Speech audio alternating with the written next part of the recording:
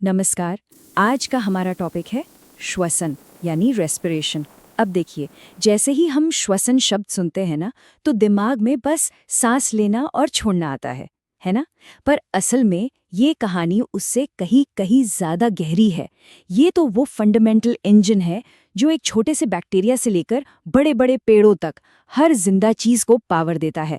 तो चलिए, आज के इस सफर में हम एक मामूली सी सांस से शुरू करेंगे और पहुंचेंगे उस माइक्रोस्कोपिक चिंगारी तक जो हमारी हर एक सेल को, हर कोशिका को रोशन करती है। हम ये पता लगाएंगे कि आखिर हमारा शरीर और बाकी सारे जीव जिंदगी के लिए ये जरूरी ईंधन बनाते कैसे हैं। तो चलिए सीधे इस प्रोसेस के दिल में उतरते हैं। आप इसे ना एनर्जी बनाने की एक रेसिपी की तरह समझिए।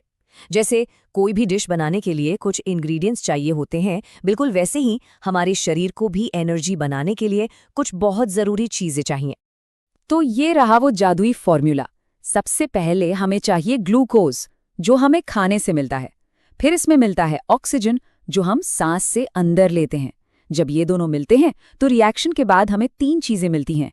कार्बन डाइऑक्साइड, जिसे हम सांस के जरिए बाहर फेंक देते हैं, थोड़ा सा पानी, और सबसे सबसे ज़रूरी चीज़ एटीपी। अब ये एटीपी क्या है? इसे आप सेल की एनर्जी करेंसी कह सकते हैं।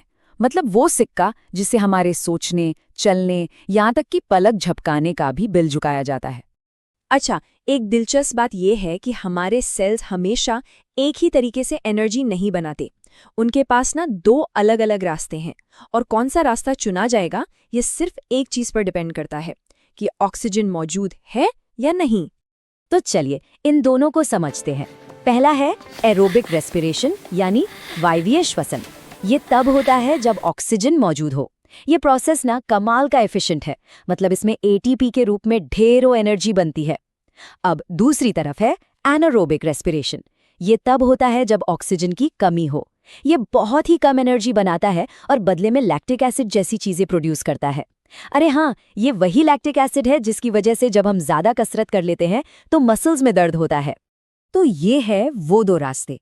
अब सवाल ये है कि हम इंसानों जैसे कॉम्प्लेक्स जीव ज्यादा एनर्जी वाले रास्ते को यानी एरोबिक रेस्पिरेशन को चलाने के लिए किस शानदार मशीन का इस्तेमाल करते हैं? जवाब है हमारा अपना शरीर। ऑक्सीजन का सफर ठीक यहीं से शुरू होता है। हवा हमारी नाक से अंदर आती है, फिर फेफड़ों तक पहुंचती है, और फेफड़ों में पहुंचते ही ऑक्सीजन हमारे खून में घुल जाती है और निकल पड़ती है अपने मिशन पर, शरीर के हर एक कोने, हर एक सेल तक पहुंचने के लिए। इस पूरे सिस्टम के कुछ मेन प्लेयर्स हैं। सबसे पहले है नाक, जो हवा को फिल्टर करती है। फिर आती है श्वास नली, जो हवा के लिए एक हाईवे की तरह है। इसके बाद आते हैं हमारे फेफड़े, जो गैस एक्सचेंज का मेन हब हैं। और हाँ, डायफ्राम को मत भूलिएगा, ये वो पावरफुल मांसपेशी है जो इस पूरे पंप को चलाती है। लेकिन सिर्फ हम इंसान ही तो सांस नहीं लेते, है ना? कुदरत ने ऑक्सीजन हासिल करने की इस चैलेंज को पूरा करने के लिए कुछ बहुत ही कमाल के और अनोखे तरीके निकाले हैं। आइए जरा उन पर भी एक नज़र डालते हैं। सबसे पहले जरा मछलियों के बारे में सोचिए। वो तो पानी में रहती हैं, जहां ऑक्सीजन घुली हुई होती है। तो उनके पास हैं गिल्स यानी गलफड़े। ये बायोलॉजिकल इंजीनियरिंग का एक ऐसा शानदार नमूना है जो पानी में से ऑक्सीजन को बहुत ही एफिशिएंट तरीके से खींच लेते हैं। और कीड़ों का सिस्टम, वो तो बिल्कुल ही अलग है। उनके पास हमारी तरह फेफड़े नहीं होते, बल्कि उनके शरीर में छोटी छोटी नलियों का एक पूरा नेटवर्क, एक जाल बिछा होता है, जिन्हें ट्रैकियल ट्यूब्स कहते हैं। ये ट्यूब्स हवा को सीधे उनके टिश्यूज तक पहुंचाती हैं।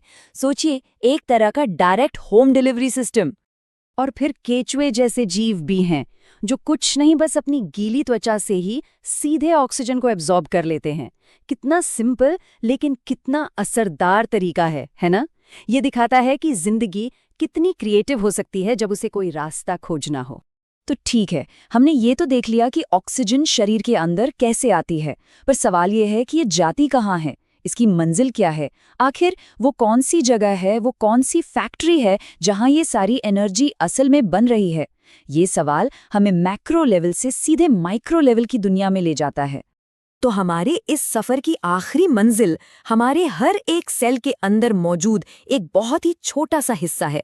वो जगह जिसे हम कोशिका का पावर हाउस कहते हैं। और वो जगह है ये माइटोकॉन्ड्रियान। जी हाँ, इसी कमाल के स्ट्रक्चर के अंदर सेल्यूलर रेस्पिरेशन का असली जादू होता है। यहीं पर ग्लूकोज और ऑक्सीजन का सफर आकर खत्म होता है और वो मिलकर बनाते हैं जिंदगी की एनर्जी, यानी कि एटीपी। तो सबसे जरूरी बात यही है, माइटोकॉन्ड्रियन ही वो माइक्रोस्कोपिक इंजन है जहां हमारा ईंधन, हमारा फ्यूल जलता है ताकि हम सोच सकें, चल सकें और जी सकें। हमारी हर एक हरकत को ताकत बस यहीं से मिलती है। तो कुल मिलाकर बात यह है कि श्वसन का मतलब सिर्फ सांस लेना नहीं है। ये वो फंडामेंटल, वो बुनियादी प्रोसेस है जो हर जिंदा सेल को पावर देती है, और इसी की वजह से जिंदगी जिंदगी है।